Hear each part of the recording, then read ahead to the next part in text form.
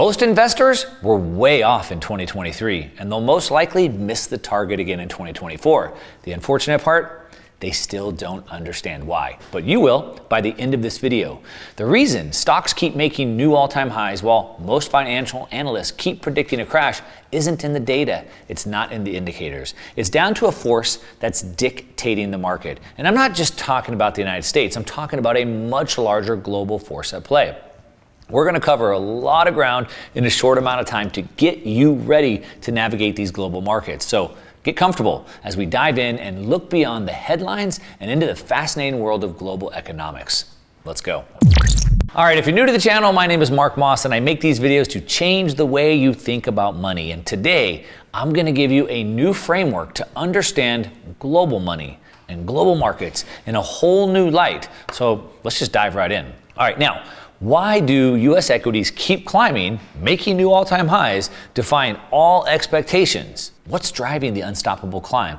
And more importantly, how do we stay in front of this? So we stay ahead by understanding the financial framework created by the billionaire George Soros, which possesses so much power, it dictates the global market dynamics. Now, just a side note, George Soros, he's a global villain in many people's eyes, and I agree with that. But in the world of investing and making money, he's a legend. With one of the best track records in the world, and even more, he mentored the GOAT, the greatest of all time, Stanley Druckenmiller. So we should all want to learn from these lessons. If it worked for Stan, maybe it can work for us.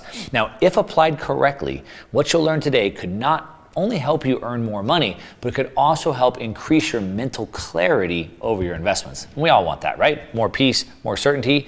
Now, the framework is called the Soros Imperial Circle, and it's a concept that might just change how you view the world of finance forever. And before we dive in, though, I just want to mention that next week I'm hosting a live event. I'm calling it How to Profit from the Rise of Inflation and the Central Bank's No Landing Scenario. We're going to look at about 20 to 30 charts. I'm going to explain how this imperial circle works, what the Fed is doing, how it's going to lead to huge returns this year if you know what you're doing. Again, if you get it right. Now, this is a free event, and after I go through all the charts, all the graphs, I'm gonna stay on, I'm gonna answer all your questions live so you can fully grasp how to use and implement this, so of course you can crush your investing goals. It's all free. There's a link down in the description if you wanna come hang out with me live. Hopefully you do. All right, now let's get back to the imperial circle that we're talking about. Now, to really understand the imperial circle, you first have to understand it's a tale of two different policies, all right? It's a tug of war. So imagine a scenario where a country can simultaneously experience economic growth, asset appreciation, like strong stock prices, and at the same time have a strong currency, right? Imagine having both. Sounds impossible, doesn't it? Well, according to legendary investor George Soros, this is a phenomenon which he calls the imperial circle. And it's not only possible, it's actually what's happening right now. It's the reason why markets are defying all odds. Most people don't understand this. The secret to understanding this concept lies in a contradiction between these two key economic policies.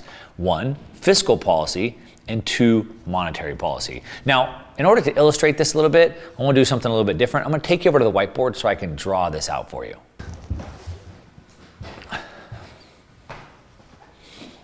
All right, so we're talking about George Soros' imperial circle, and I want to show you exactly how this works. All right, so it's the tale of two economic policies like we talked about. So the two policies are, one, monetary, and the other one is fiscal. So you hear these two words. Monetary is what the central banks do, the Federal Reserve, and they're basically setting the price of money, making the money more expensive or the money more cheap, tight or easy. The fiscal, this is the government. This is the government, the US Treasury, this is the amount of money they're spending. And so we sort of have this tug of war like this. But it's not just a tug of war in the United States, it's a tug of war of all the different nations. So it sort of works like this. If the US wants to slow down inflation like they want to, they make the currency stronger. They make the dollar stronger by raising the price of money. So they raise the price of money like this. Now we're at, 5% plus interest rates. All right. Now, as this slows down the monetary policy of the United States, what's happening is other nations over here, They have an easy monetary policy. And what's happening is while the United States is sort of contracting because of this, as other nations are easing or lowering their rates, 5%, 4%, 3%, 2% like this, what happens is all this money from this country gets sucked over here because they want that 5% rate. That's what we're talking about, the tale of two policies. Now, if the United States were to do the opposite and bring this rate down to 2% and be easy, another nation could be going up to 5%, and likewise, that would push money from the United States over to here. All right, so it's a tug of war. And what happens is most people are just stuck looking only in the United States and not realizing that when the U.S. makes it more expensive, while it might be bad for most Americans, people from other nations love this. Money from China, money from Europe, money from Japan, it's all flooding over here. So while the Fed's trying to make you and I broke, the rest of the world are buying assets and taking advantage of these rates. All right, now to understand more, let's go back over to the desk.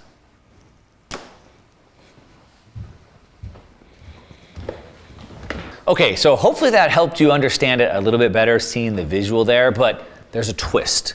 And the twist that's causing most financial analysts and investors to completely miss this is not just a national game, like I was explaining. It's actually global. Now, no matter where you are in the world, most eyes are focused on the Federal Reserve and what they're doing with rates. Now, I talk about this all the time, but the reason why it's important is this affects the whole world.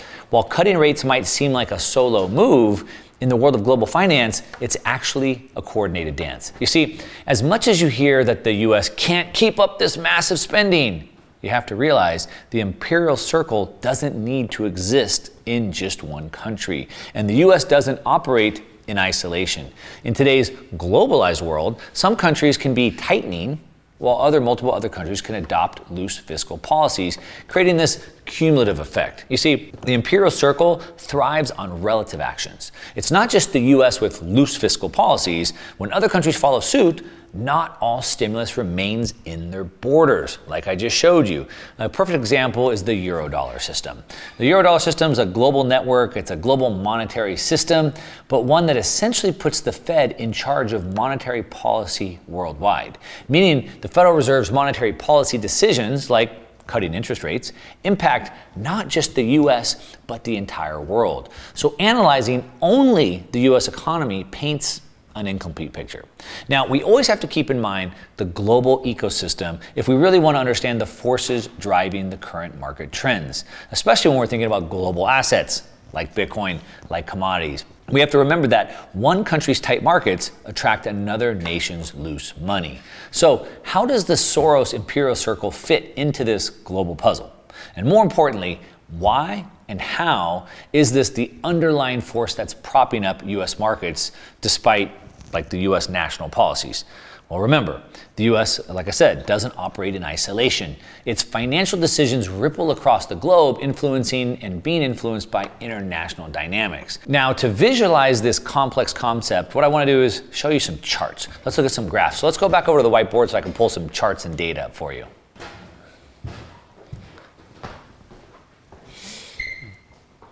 All right, so I want to show you some charts and some graphs. The first one we want to look at is US flows. This is what everybody's focused on, and they don't understand why the markets are moving because they're only focused on one piece. The first thing I want to show you is this chart. And what we can see here is this is the S&P 500, the US stock market, overlaid by the dollar index. Now, most people think that the dollar, when the dollar gets weaker, assets rally, and when the dollar gets stronger, assets go down. But that's not always the case because of the imperial circle. And this is a perfect chart to illustrate this. So what you can see, this is the stock, the PE, price to earnings ratios, and you can see them moving with the dollar index almost in lockstep. Why? Because even when the dollar's getting stronger, which most people think should push asset prices down, it attracts a flow of capital coming into the country. And so while most people are focused on this is the Fed money supply chart, Fed M2. I show this chart all the time. You should understand this by now. It basically stayed pretty flat through until 1971. And now we've taken off another angle. But what most people are focused on is this end part right here. I have it on another chart where you can see a little bit bigger. And what people want to tell me is, Mark, you don't understand. Look, liquidity is actually going down. So we have a little bit of a downtrend right there. Well, a couple of things we have to take into consideration. One, sure, you're right. It is going down a little bit right here, but look at this trend line. So we're still, even though it's gone down a little bit, we're still way above the trend line, okay? But that's only the US. Remember, the Soros circle takes into consideration other nations because when rates are strong like this, it sucks in capital from around the world. So we have to look at other charts. So let's take a look at this. This is the global flows. So, for example, we have remember, it's monetary and fiscal. So the monetary side is the price of money. What we can see here is these are the other central banks around the world, and this is the price of money. This is the interest rates. Now, what we can see here, this is the Bank of England, and we can see how far rates have already come down. We have the Federal Reserve right here. It hasn't come down a little bit, but you can see it's trending down right here. And you can see basically the rest of these nations trending down. Even this one right here, we have the European Central Bank is trending down. But this is the price of money. What does it do to the money flows or the liquidity is the question. So let's take a look at this. Remember, I just showed you the US M2. Here's the other nations. So here we have Canada going up. We have France going up. We have Germany going up. We have Japan mostly staying flat. South Korea mostly staying flat. United Kingdom sort of going down, and the US went down. It's kind of been trending, but here we have a little bit of an uptrend. So it's not just the US in isolation, because as these go up, it attracts money over into the US. Germany attracting money. And so more importantly, what I like to look at, instead of getting stuck just looking at US M2, is I like to look at the major central banks. You don't need to look at all the central banks. The 4 big central banks we want to keep an eye on, that would be the PBOC, that'd be the BOJ, the ECB, and of course the Fed. Now what we can see in this chart that most people are missing, here we have the balance sheet. So you can see the amount of liquidity continues to go up. The red is the rate of change. And this is what I'm looking at right here. And this is what most people are completely missing. We have been in a massive liquidity uptrend globally. And so while the US has been cranking the screws, making the price of money to bring prices down, global liquidity has been coming over. Now we can see it even better by looking at one of the major central banks, and I'm talking about China. Now, if you've been paying attention, China is in a world of hurt right now. They're trying to prop up their real estate markets. They're trying to prop up their stock markets. And what we can see right here, these China stocks, they're getting these boosts right here. The central bank is basically injecting liquidity into the market to continue to prop up the stock prices. So when the central bank does that, what happens? Creates liquidity. It pushes the stock prices up. We can see that in this chart right here. This is the central bank liquidity. And what you can see since 2013, look how much liquidity they've added to the system.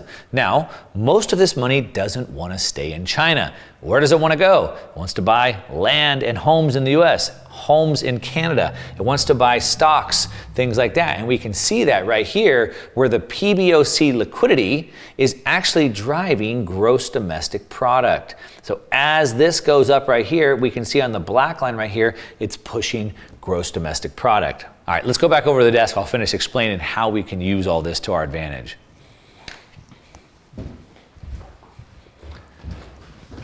All right, hopefully that made sense. Now, let's dig in so you can figure out how to use this to your advantage. But first, don't get me wrong, okay? I'm not saying that because of this, the markets are invincible. First of all, nothing ever goes up and down in a straight line, right? We always have pullbacks on a bull. We have bounces on a bear. Corrections are inevitable. And we may see one in the near future. For US equities, we just don't know. However, the broader trend that's fueled by the global imperial circle that we're studying right now could continue to play out on a larger scale in the years ahead. Like what I just showed you in China, it's definitely worth paying attention to because, as I pointed out, as China's easing and it's pumping liquidity into the market, even while America's been sort of tightening or kind of trying to stay tight and trying to drain liquidity, China's been pumping it back up. It's a battle of liquidity. It's a battle of liquidity on a global scale. And too many investors in the Western world get overly focused on the Federal Reserve and then completely ignore the liquidity decisions of foreign central banks. The US is still the top dog, but countries like China have a significant impact that can overwhelm the US in certain situations, like what we're just seeing. Now, the trouble brewing in the Eastern world is going to bring an estimated $2 trillion of liquidity into the market. And if that happens, investment assets globally are going to benefit from this. Because today, we live in a digital, a hyper-connected world. Your local geography can have an impact on you, but the global liquidity situation is the final boss. Now, also keep in mind, this is a multi-act play.